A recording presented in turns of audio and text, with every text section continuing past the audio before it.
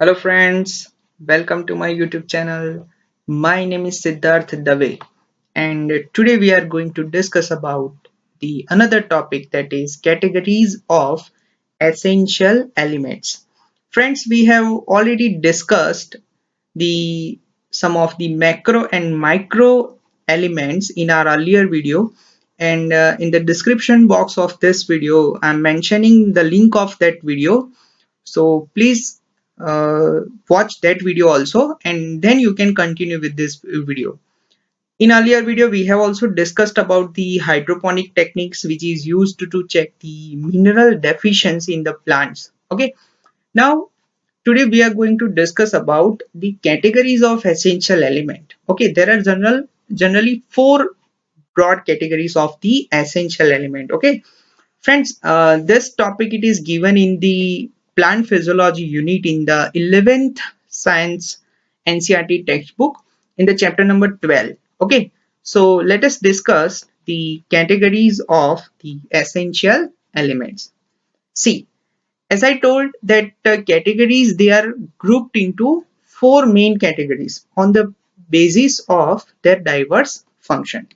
First of all, essential elements, they act as a components of biomolecule. So this is the first category, that components of biomolecules. Biomolecules means you know very well that carbohydrates, proteins, lipids, nucleic acids. Okay, so these are the biomolecules, a larger molecule having higher molecular weight. Okay, and hence they are the structural elements of the cell.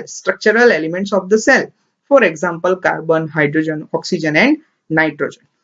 So when you say that elements, they are the components of biomolecules, it means that they plays an important role in their structure.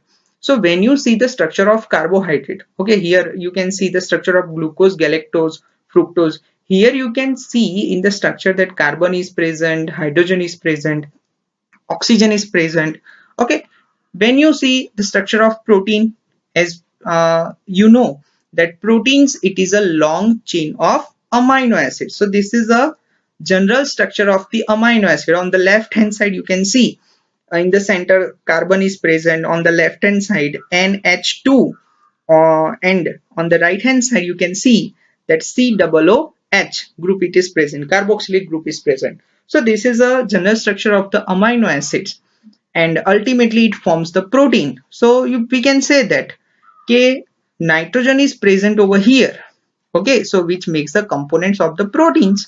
Now you can also see the structure of lipid, glycerol, triglyceride, the saturated fatty acid, unsaturated fatty acid. So here you can easily see that carbon is present, hydrogen is present, oxygen is present. So even all these biomolecules, that is carbohydrates, proteins and lipids, you can found even in a nucleic acids also, that is DNA or RNA. You can see the presence of carbon, hydrogen, oxygen and nitrogen. So you can say that these are the components of biomolecules. So this is the first category.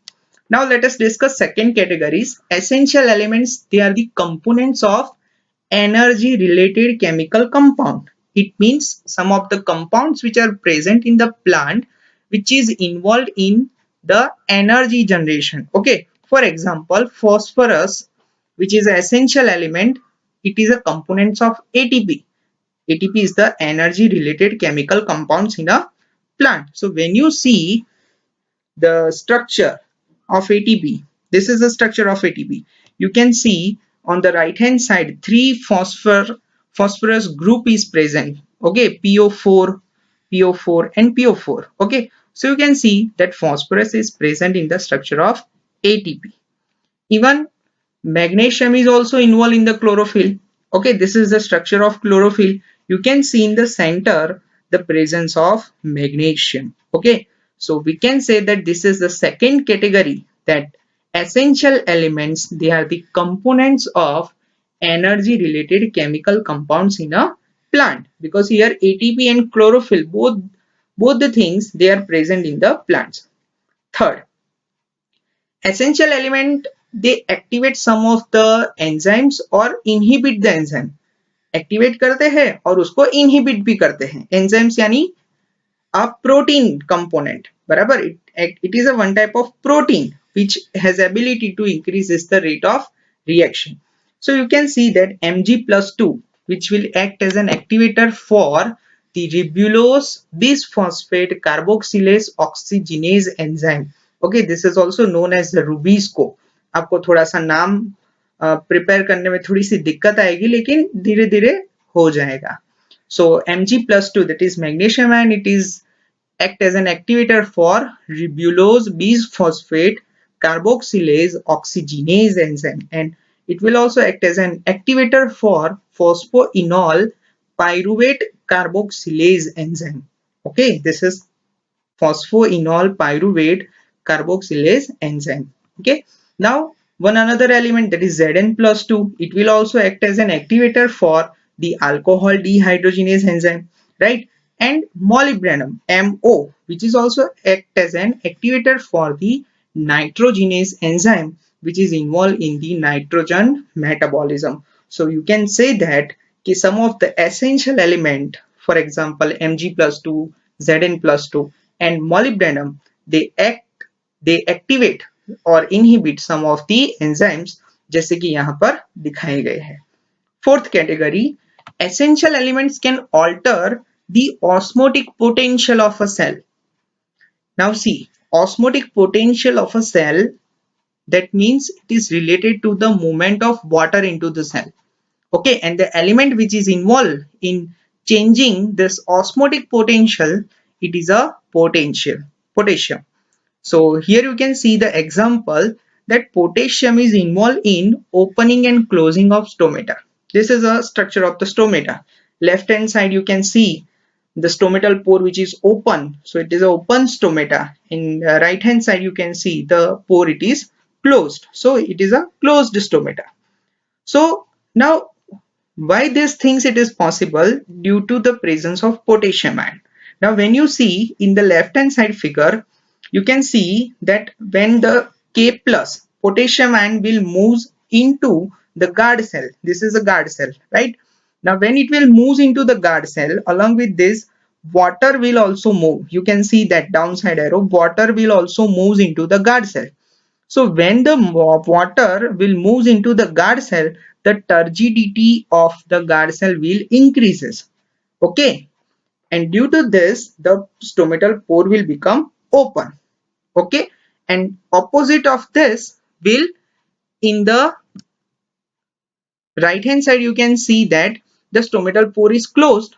So what is the main effect? You can see that on a right hand side the K plus ion, potassium ion, will coming out from the guard cell. So as potassium ion will comes out, water will also comes out from the guard cell.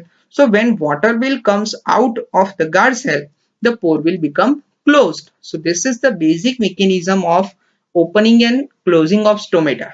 Okay, and this is only possible due to the presence of potassium ion. Is that clear?